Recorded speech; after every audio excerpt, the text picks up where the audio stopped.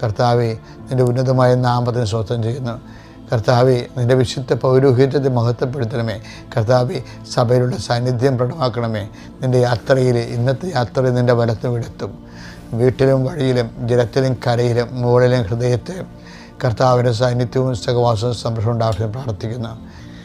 വീട് പണിയുന്നവരുണ്ട്, പെയിൻ്റ് അടിക്കുന്നവരുണ്ട്, അതുപോലെ ഓരോ സാധനങ്ങൾ വരാൻ വേണ്ടി കാത്തിരിക്കുന്നവരുണ്ട്.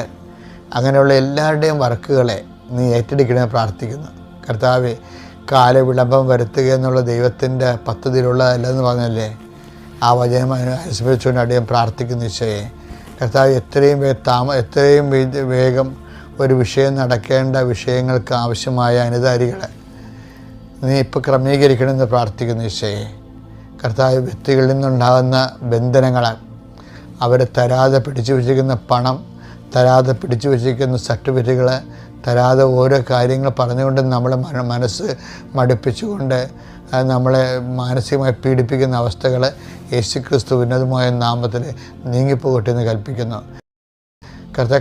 കാലാവസ്ഥകൾ പ്രതികൂലമായി വരുന്നുകൊണ്ടിരിക്കുന്ന അവസ്ഥകളിൽ നിൻ്റെ സ്ഥാവര ജംഗമ വസ്തുക്കൾ, നിൻ്റെ ജീവിതത്തിൻ്റെ പ്രതികൂലമായ കാലാവസ്ഥയിൽ കുടുങ്ങിക്കിടക്കുന്ന ജീവിതാവസ്ഥകൾ, അങ്ങനെയെല്ലാം കർത്താവ് ഏറ്റെടുക്കുകയും നിൻ്റെ ജീവിതം സമാധാനപൂർണ്ണമാക്കുകയും ചെയ്യട്ടെന്ന് പ്രാർത്ഥിക്കുന്നു.